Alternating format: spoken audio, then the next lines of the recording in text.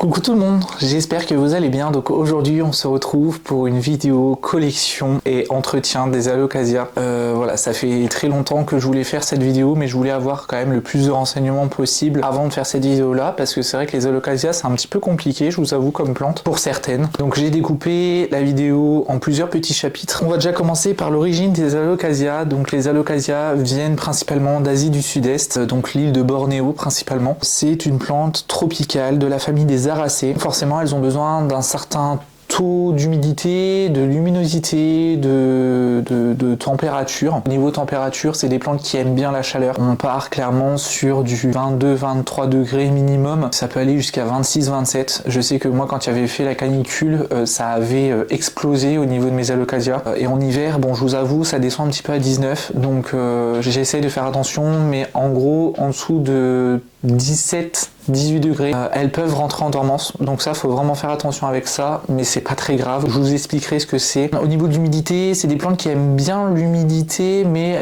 elles s'accommodent très bien de notre environnement intérieur. Au niveau de luminosité, par contre, c'est des très grandes gourmandes en luminosité. Ensuite, au niveau du substrat, alors moi j'utilise un substrat pour arraser, je vous mettrai la recette de mon mix arasé. Personnellement, moi c'est un mélange d'écorce de pin, d'écorce de coco, de fibres de coco, de perlite et de pumice, et je rajoute du humus au moment du rempotage. Après, au niveau de l'engrais, j'en mets toute l'année, parce que forcément j'ai l'emporticole, j'ai tout ce qu'il faut pour qu'elles grandissent toute l'année. Moi, elles rentrent pas forcément en dormance, j'ai pas de soucis par rapport à ça, et je respecte les doses d'emploi qu'il y a sur le paquet. Alors après, moi c'est de l'engrais osmocote, c'est pas de l'engrais liquide. Il y a que quand ils sont bébés où je mets de l'engrais liquide, où je mets pas d'engrais osmocote, mais sinon je mets de l'engrais osmocote. Après, il y a d'autres alocasias que j'ai qui sont en lechuzapun. Alors par contre, celles-ci, celles qui sont en lechuzapun, c'est même pas en pompe, c'est en lechuzapun. Donc vraiment, c'est un sachet de la marque lechuzapun. Donc le lechuzapun, pour ceux qui ne savent pas, c'est des petits cailloux. C'est un mélange de différents types de cailloux qui permet aux racines de pouvoir se frayer un chemin, d'avoir de l'eau constamment. Ça s'appelle de l'hydroponie passive. C'est un autre entretien que par rapport à un substrat classique. Mais il y en a certaines qui se plaisent super bien en lechuzapun. Je vous montrerai certaines qui sont en lechuzapun et d'autres qui vont être en aracé classique. Je pense que j'ai fait le tour. Au niveau du rempotage, alors les alocasias aiment bien être à l'étroit dans leur peau. Alors elles aiment pas trop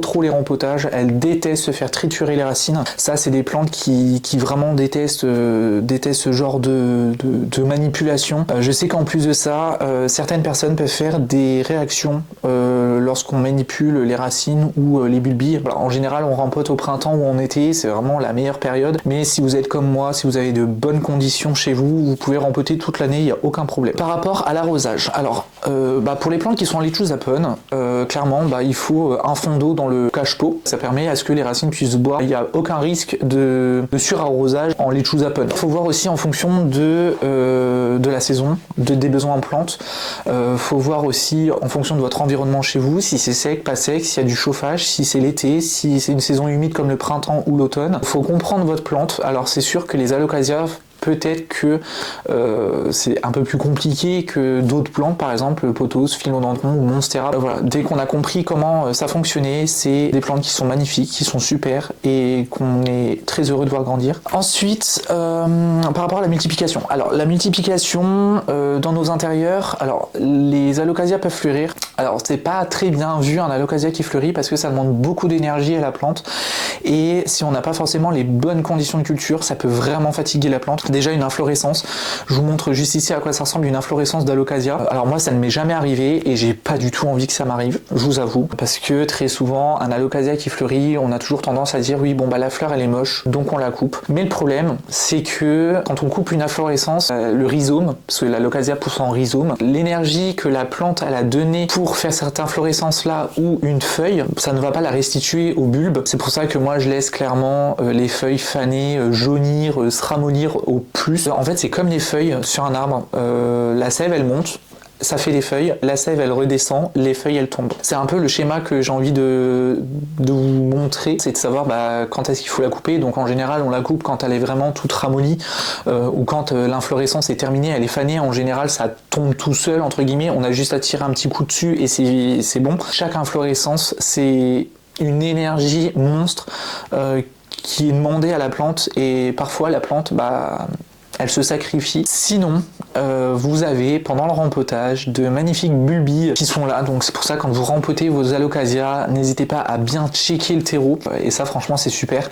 On peut en avoir 5, 6, 7, enfin bref, ça dépend des pieds, ça dépend de comment elle est entretenue la plante. Si vraiment c'est une plante qui est très fructueuse, par exemple les Alocasia Friday qui sont très très fructueuses, et c'est une joie en général quand on trouve des bulbilles. La première erreur qu'on peut faire avec les Alocasia, c'est de donner trop d'eau et forcément de faire pourrir le bulbe, et en général quand le bulbe pourrit, ça sent mauvais. Voilà, ça sent mauvais. Alors soit on a moyen de couper le bulbe et de le refaire partir de zéro, ce qui est totalement possible, soit le bulbe il est complètement pourri et là il n'y a plus rien à faire pour la plante elle est condamnée. Ensuite en difficulté, il y a aussi le fait que très souvent on me dit oui mon alocasia me refait des feuilles, mais à chaque fois il y en a une qui se sacrifie. Alors c'est vrai oui et non.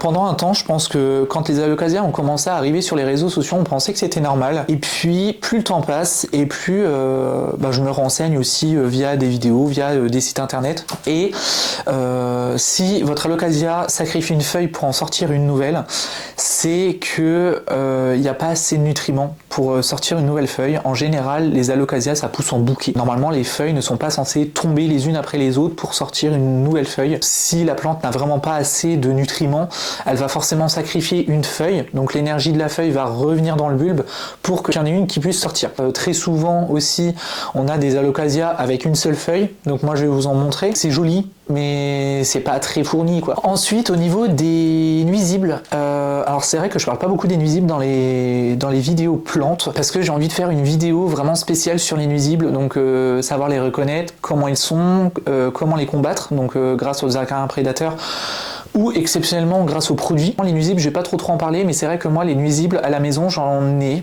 Je sais que moi par exemple j'ai eu une attaque d'araignée rouge il y a pas très longtemps et mes alocasias l'ont subi de plein fouet, et je pense que vous allez le voir dans mes alocasias, il y en a certaines qui ont pris cher. S'il y a une feuille qui est moche, c'est pas très grave, et ça faut vraiment que ça rentre aussi dans les mœurs. Alors je sais pas si je peux appeler ça des mœurs, mais c'est pas parce que sur les réseaux sociaux on vous montre des alocasias qui sont magnifiques, ou même d'autres plantes, hein.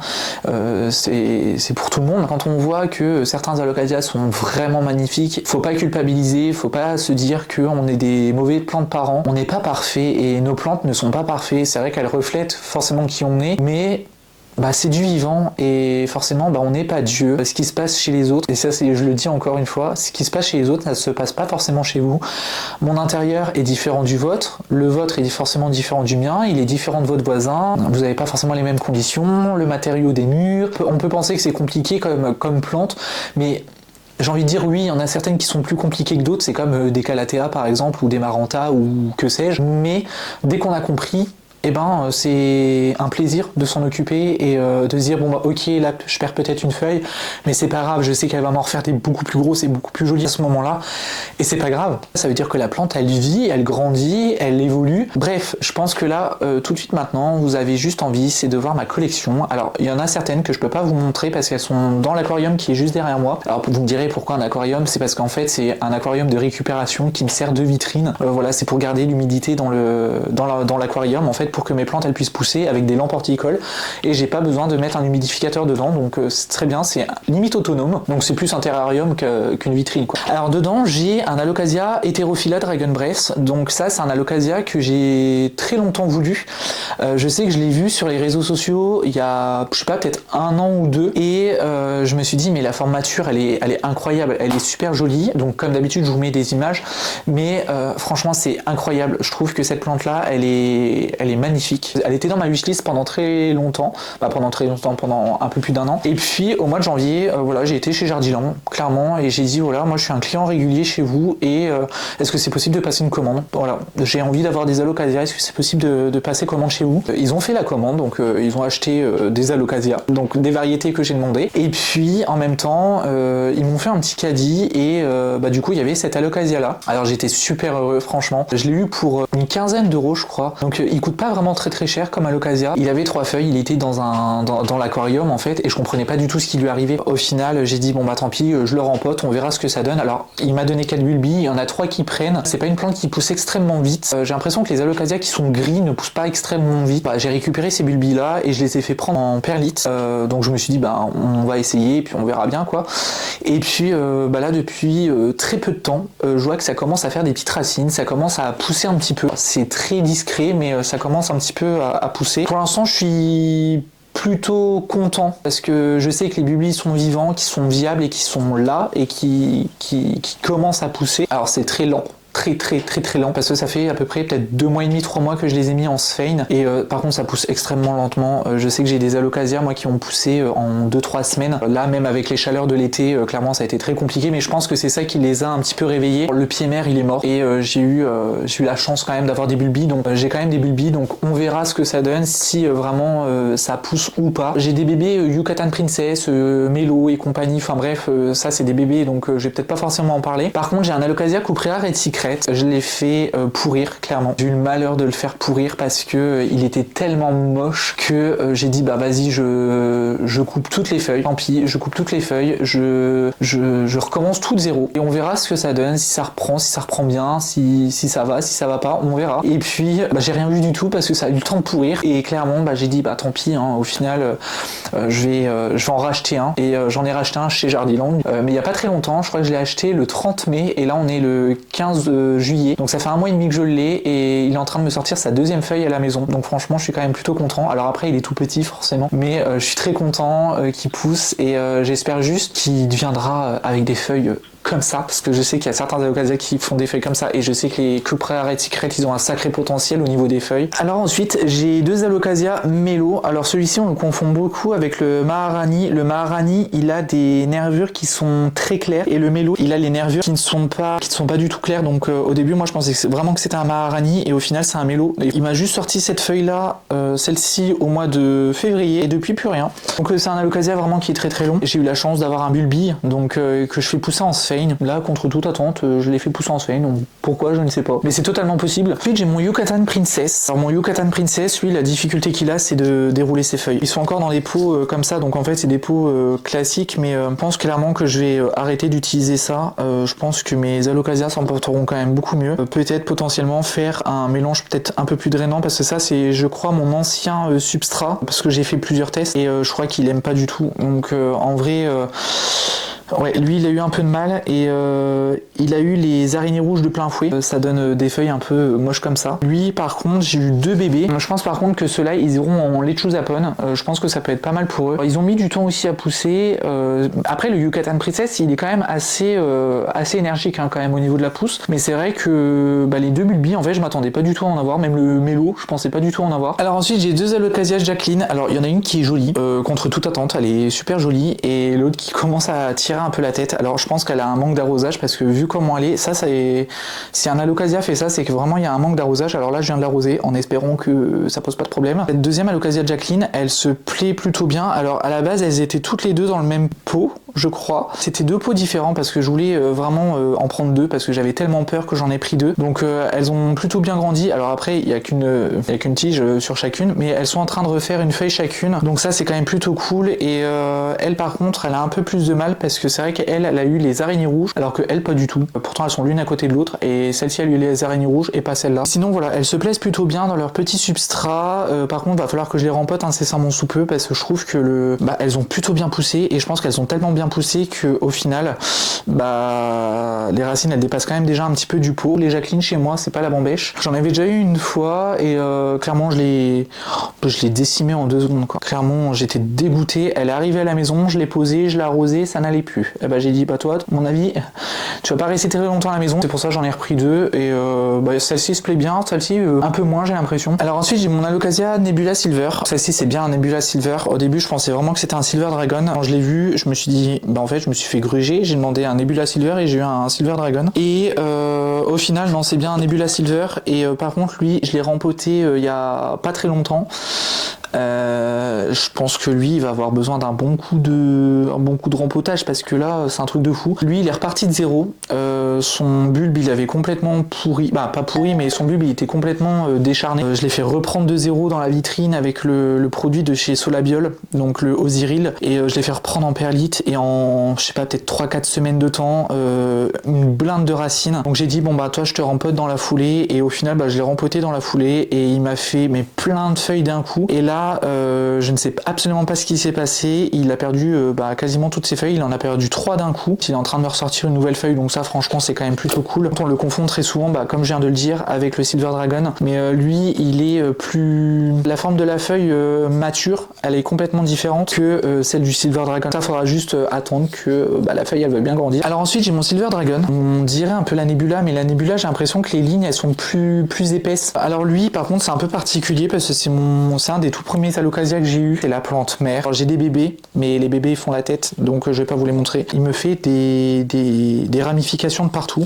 Il se plaît plutôt bien dans son substrat, les racines ne dépassent pas encore du pot, mais elles commencent à toucher le fond du pot. Bah, il se plaît plutôt bien. Celle-ci je ne veux pas la perdre, même si elle est pas forcément hyper jolie ou quoi. Ça fait peut-être 3 ans ou 4 ans que je l'ai, et bon il a pas vraiment grandi, hein, je vous avoue, parce que bon il est reparti de loin. Il est là, il est toujours présent. Avec mon Dragon Tail c'est vraiment mes deux petits pépères, et c'est les deux plus vieux Alocasia que j'ai, et franchement bah, c'est ceux que j'aime le plus, entre guillemets, ils sont plus sentimentaux on va dire, parce que bah forcément c'est les plus vieux de ma collection, et je pense que c'est pour ça aussi que je les aime. Alors, ensuite en parlant du deuxième pépère, j'ai mon Dragon Tail qui est comme ceci. Alors il est pas non plus énorme, par contre lui la chance que j'ai c'est qu'il m'a fait un petit rhizome, donc franchement je suis super content. Il a ramifié, donc ça fait que j'ai limite un deuxième pied dans le même pot. Alors lui il se plaît, sauf que bah je sais pas, il a du mal à me sortir ses feuilles, il a du mal à me faire des feuilles, donc bah du coup je le laisse faire sa petite vie. Ça c'est une feuille qui a pris la lampe horticole en pleine face. Ça c'était je pense dû à un manque d'arrosage, et puis bah ça c'est la dernière feuille qui m'a sorti, donc c'est une feuille qui est totalement correcte, bah, qui est très jolie même. Ça c'est je crois mon plus vieil Alocasia, je crois. Oui c'est mon plus vieil Alocasia parce que c'est le premier que j'ai acheté, et c'est mon petit bébé. Franchement c'est... Lui franchement je le perds, je suis sûr et certain d'en racheter un autre, ça c'est clair et net, mais c'est vrai qu'il est quand même